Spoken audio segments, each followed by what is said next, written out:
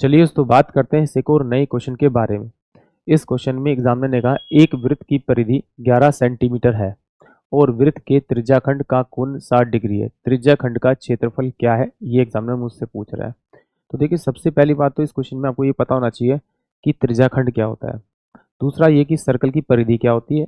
Circle की परिधि क्या होती है, तो सर्कल की परिधि का मतलब होता है उसके चारों तरफ की बाउंड्री की लंबाई, यानी कि सर्कल की जो परिधि है उसका फॉर्मूला होता है 2πr। अगर आपको ये पता है तो इस क्वेश्चन को फिर आप आसानी सोल्व कर पाएंगे। कैसे कर, देखिए एग्जामिनर ने कहा है कि भाई एक सर्कल है मेरे पास में, ये सर्कल है, इसके मिड पॉइंट से यहाँ पर अगर मैं इसको एक त्रिज्याखंड बनाऊं, त्रिज्याखंड का मतलब क्या, दो त्रिज्याओं के बीच में घिरा हुआ एरिया।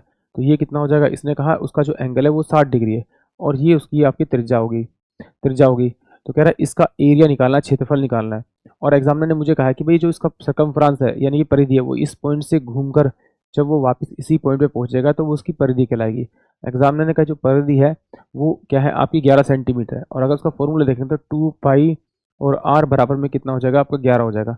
तो ये सोल्व करूंगा तो आर इज टू में कितना आएगा मेरे पास में आपका 7/4 आ जाएगा सोल्व करते ही। 7/4 इसकी वैल्यू आ गई आपकी कितनी, 7/4, तो इसकी वैल्यू आपकी 7/4 आ गई। अब आपको त्रिज्याखंड के एरिया का फॉर्मूला पता होना चाहिए। तो थीटा अपॉन में 360 डिग्री और पाई और आर स्क्वायर, ये इसकी वैल्यू होती है। तो ये कितना होगा आपका, यहाँ पे 60 रखेंगे तो ये कटेगा, तो ये 1 में आपका 6 आ जाएगा। इंटू में पाई की वैल्यू जो होगी 22 में आपका 7 होगी, और आर की वैल्यू कितनी होगी 7 इंटू में 7, और बाय में कितना हो जाएगा आपका 4 इंटू में आपका 4 हो जाएगा। तो इससे इसको काटूंगा तो 2 3 6 और 2 11 हो जाएगा आपका। इससे काटूंगा तो 77 में कितना हो जाएगा, 4 चौक 4, अगर 4 चौक 16, 16 48 48। तो ये किस पे जाएगा आपका 1 पर जाएगा। तो 1 पर जाएगा तो 9, और ये कितना हो जाएगा आपका 2/48, यानी कि कितना आ जाएगा आपका 1 एक सही 29/48 सेंटीमीटर स्क्वायर में इसका एरिया आ जाएगा। यानी कि एक एक 29/48